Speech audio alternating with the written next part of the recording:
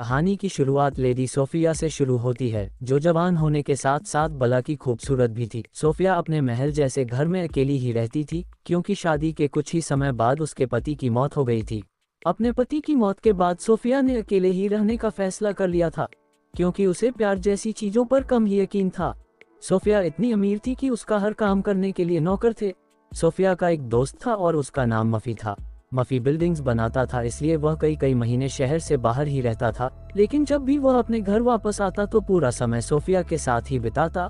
असल में मफी सोफिया से प्यार करता था, जबकि सोफिया उसे सिर्फ अपना अच्छा दोस्त मानती थी। सोफिया का मानना था कि दोस्ती प्यार से कहीं ज्यादा अच्छी होती है, और ये दोस्ती जब प्यार और प्यार से जिस्मानी प्यास में बदल जाती है तो उसमें खटास आने लगती है। सब कुछ जानते हुए भी मफी अपनी कोशिशें जारी रखता है। सोफिया भी सब समझती थी, लेकिन फिर भी वह दोस्ती से आगे कुछ नहीं करना चाहती थी। मफी हर हाल में सोफिया को पाना चाहता था, इसलिए उसने अपनी कोशिशें दुगनी कर दी। मौका मिलते ही वह सोफिया को प्यार के मायने समझाने लगता था। वह उसे समझाता था कि अकेले इंसान की जिंदगी बिल्कुल बेरंग होती है, और जब इंसान को प्यार होता है तो जिंदगी हंसते खेलते बीत जाती है। मफी उसे समझाता रहता था, लेकिन सोफिया पर उसकी बातों का कोई खास असर नहीं हो रहा था। वैसे सोफिया को मफी अच्छा तो लगता था, लेकिन वह उसके साथ रिश्ता नहीं बनाना चाहती थी, क्योंकि मफी एक नंबर का लड़कीबाज था। भले ही वह सोफिया से प्यार करता था, लेकिन खूबसूरत लड़कियों के साथ रातें रंगीन करना उसकी आदत थी। ऐसे ही एक दिन सोफिया से मिलने उसकी दोस्त मरीसा आती है। मरीसा सोफिया को समझाती है कि तुम्हें जीवन साथी की जरूरत है। वह उसे समझाती है कि जिस्मानी सुख के बिना जिंदगी अधूरी है। मरीसा की बातों का सोफिया पर असर होने लगा था। अगले दिन जब वह मफी से मिलती है तो वह उसके प्यार को कबूल कर लेती है, जिसे सुनकर मफी बेहद खुश होता है, क्योंकि उसकी कोशिशें सफल हो गई थी। दोनों इस वक्त बाहर घूम रहे थे और दोनों वहीं पर एक दूसरे को चूमने लगते हैं। ये पहली बार था जब सोफिया किसी मर्द के इतनी करीब थी, इसलिए मफी को देखते ही उसके बदन में कर्ज सा दौड़ने लगता था। मफी का प्यार पाकर सोफिया की जिंदगी पहले से ज्यादा खुशहाल हो गई। दोनों पूरा दिन साथ बिताते, कभी दोनों घूमने जाते तो कभी साथ में किताबें पढ़ते, और यहाँ भी मौका मिलता एक दूसरे का पानी निकालने लग जाते। देखते ही देखते 2 साल बीत गए। दोनों में आज भी पहले जितना ही प्यार था। एक दिन मरीसा सोफिया से मिलने आती है। वो उसे बताती है कि शहर के लोगों में बातें होने लगी हैं कि तुम दोनों का रिश्ता जल्दी ही टूट जाएगा, क्योंकि मफी इतनी देर तक किसी के साथ रिश्ते में नहीं रह सकता। इसी दौरान मरीसा उसे लेडी ईवा के बारे में बताती है, जिससे कई साल पहले एक अमीर बंदे ने झूठी शादी की और उसे मां बनाकर छोड़ दिया।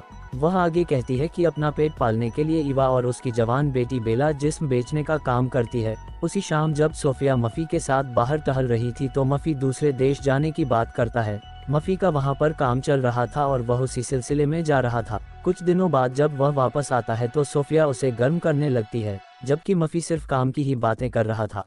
आजकल मफी अपने काम में इतना बिजी रहने लगा था कि उसने सोफिया की तरफ ध्यान देना कम कर दिया था। वह ज्यादातर दूसरे देश में ही रहता और जब कभी वापस आता तो अपना ध्यान सोफिया से हटाकर दूसरे कामों में लगा लेता। सोफिया मरीसा से इस बारे में बात करती है, जिस पर मरीसा कहती है कि मुझे लगता है कि तुम गलत बंदे के साथ फंस गई हो, जिसे तुम्हारी बिल्कुल भी फिक्र नहीं। मरीसा के पूछने पर सोफिया बताती है कि उसे शक है कि मफी अब उससे प्यार नहीं करता। मरीसा कहती है कि अगर ऐसी ही बात है तो तुम्हें उससे बात करनी चाहिए। मरीसा की बात मानकर सोफिया मफी से बात करती है। वह उसे बताती है कि मुझे लगता है कि तुम मुझसे पहले की तरह प्यार नहीं करते। पहले तो मफी इनकार करता है, लेकिन फिर वह कहता है कि उसे भी कुछ ऐसा ही महसूस हो रहा है, मगर वह इस बारे में बात करने से डरता था। मफी का मानना था कि हम दोनों दोस्त ही अच्छे हैं, क्योंकि अब वह सोफिया के लिए कुछ खास महसूस नहीं करता। सोफिया उसकी बात से सहमत तो हो जाती है, लेकिन बाद में बेहद दुखी होती है। वो मरीसा के सामने खूब रोती है, क्योंकि साले मफी ने उसका दिल तोड़ दिया था। जैसे जैसे दिन बीतने लगे सोफिया को अकेलापन परेशान करने लगा, इसलिए वह साले मफी से बदला लेने का मन बना लेती है। उसका दिल तो कर रहा था कि वह मफी को गोली मार दे, लेकिन वह खुद को शांत रखती है। जिस तरह मफी ने उसका दिल तोड़ा था, वह भी मफी के साथ वैसा ही कुछ करना चाहती थी। सोफिया ने कुछ सोचकर अगले ही दिन लेडी ईवा और उसकी बेटी बेला को अपने घर बुला लिया। बेला की खूबसूरती देखकर सोफिया खुश हो गई। सोफिया उन्हें मफी से बदला लेने की पूरी योजना बताती है। अगर ईवा और बेला उसकी मदद करती हैं तो सोफिया उन्हें समाज में इज्जत और रहने के लिए जगह देगी। ये काम जिस्म बेचने से अच्छा था, इसलिए दोनों माँ बस सोफिया की मदद करने के लिए मान जाती है। सोफिया ने घर के साथ साथ उन्हें अच्छे अच्छे कपड़े भी दिए, ताकि सही समय आने पर बेला मफी को अपनी तरफ आकर्षित कर सके। कुछ दिनों बाद सोफिया अपनी योजना के अनुसार मफी के साथ टहलने निकलती है। टहलते टहलते उसकी नज़र ईवा और बेला पर पड़ती है, जो विधवा लेडीज बनकर घूम रही थी। सोफिया उनके पास जाकर उनसे बात करने लगी।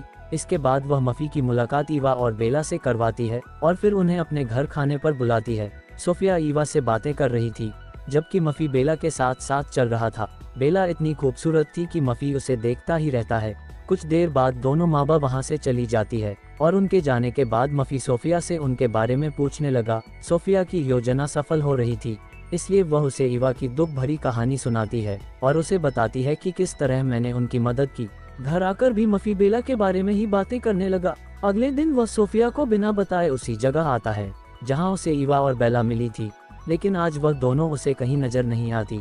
मफी जानता था कि आज रात ईवा और बेला सोफिया के घर खाने पर आने वाली है, इसलिए वह भी सोफिया के घर पहुंच जाता है ताकि वह एक बार फिर बेला से मिल सके। खाने के साथ साथ ये लोग ढेर सारी बातें भी कर रहे थे। इसी बीच सोफिया किसी बहाने से ईवा को अपने साथ एक कमरे में ले जाती है। उसे पाना चाहता था। वह नहीं जानता था कि बेला और उसकी माँ कहाँ रहती है, इसलिए वह कई बंदों को उन्हें खोजने के काम पर लगा देता है। काफी कोशिशों के बाद एक दिन एक बंदे को बेला नजर आ जाती है, जो एक चर्च में प्रार्थना कर रही थी। जल्दी ही मफी भी वहां पहुंच गया और उनका पीछा करने लगा ताकि वह बेला के घर का पता जान सके। देखते ही देखते मफी उस जगह अक्सर ही नजर आने लगा। यहाँ ईवा और उसकी बेटी रहती थी। वह जानबूझकर उनसे टकराने का नाटक करता, जबकि ईवा और बेला उसे अनदेखा करने का नाटक करती थी। असल में ये सब कुछ सोफिया की योजना का हिस्सा था। एक दिन हिम्मत कर वह बेला के लिए एक खत भेजता है और ईवा वह खत सोफिया को दे देती है। इस खत में मफी ने बेला के लिए अपने प्यार के बारे में लिखा था, जिसे पढ़कर सोफिया को बेहद बुरा लगता है। उसे साले मफी पर गुस्सा तो बहुत आ रहा था, लेकिन वह खुश भी थी क्योंकि उसकी योजना काम कर रही थी। इसके बाद मफी बेला को खत के साथ साथ एक हार तोहफे में देता है। ईवा हार रखना चाहती थी क्योंकि इससे उनकी माली हालत सुधर सकती थी, लेकिन सोफिया उसे हार वापस करने को कहती है। सोफिया उसे समझाती है कि अगर तुम दोनों ने मेरा साथ दिया तो तुम्हें इससे कहीं ज्यादा मिल सकता है। सोफिया मफी से कहती है कि ईवा ने मुझे बताया है कि तुम उन्हें परेशान कर रहे हो, हर जगह उनका पीछा कर रहे हो।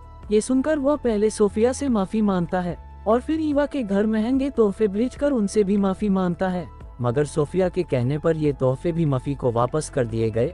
अपनी कोशिशें असफल होती देख मफी बेहद दुखी हो गया। बेला के लिए उसका जुनून बढ़ने लगा था।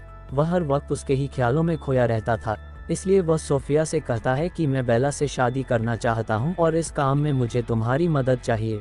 सोफिया उसकी मदद करने का वादा करती है। देखते ही देखते मफी और बेला की शादी हो गई। बेला को पाकर मफी बेहद खुश नजर आ रहा था, जबकि बेला की माँ मफी के महंगे तोहफे देखकर खुश हो रही थी। सभी खुश थे मगर बेला उदास नजर आ रही थी क्योंकि मफी उसकी सच्चाई नहीं जानता था। रात होते ही मफी बेला के करीब आने लगता है और फिर धीरे धीरे से उसकी गुफा में धमाके करता है। अगली सुबह सोफिया मफी और बेला से मिलने आती है। वह मफी को शादी का खास तोहफा देना चाहती थी और इसलिए वह मफी और बेला को अपने साथ आने को कहती है। ईवा भी इनके साथ ही थी। देखते ही देखते सोफिया की घोड़ा गाड़ी उसी जगह आकर रुक गई। यहाँ बेला और ईवा पैसे लेकर बंदों की गर्मी शांत करती थी। मफी यहाँ आने का कारण पूछता है तो सोफिया उसे सब बता देती है। मफी को उसकी बात पर यकीन नहीं होता, इसलिए वह बेला से इस बारे में पूछता है और बेला भी उसे अपनी सच्चाई बता देती है क्योंकि वह उससे और झूठ नहीं बोल सकती थी।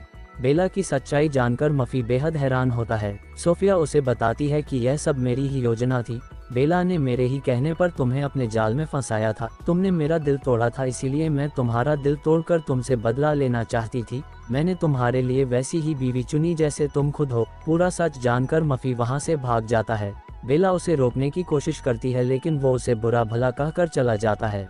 रात को जब वो अपने घर के बाहर पहुंचता है तो उससे पता चलता है कि बेला ने खुद की जान लेने की कोशिश की है, लेकिन लोगों ने उसे बचा लिया। बेला जख्मी थी, इसलिए इलाज करने के लिए उसे घर के अंदर लाया गया। कुछ देर बाद जब वह होश में आई तो मफी उससे शांति से बात करता है। बेला कहती है कि मैं तुमसे सच में प्यार करने लगी हूँ। वह अपनी गलती के लिए उससे माफ़ी भी मांगती है, जिसके बाद मफी भी उसे माफ़ कर देता है। वह समझ गया था कि बेला तो सिर्फ एक मोहरा थी जिसे सोफिया ने बदला लेने के लिए इस्तेमाल किया था।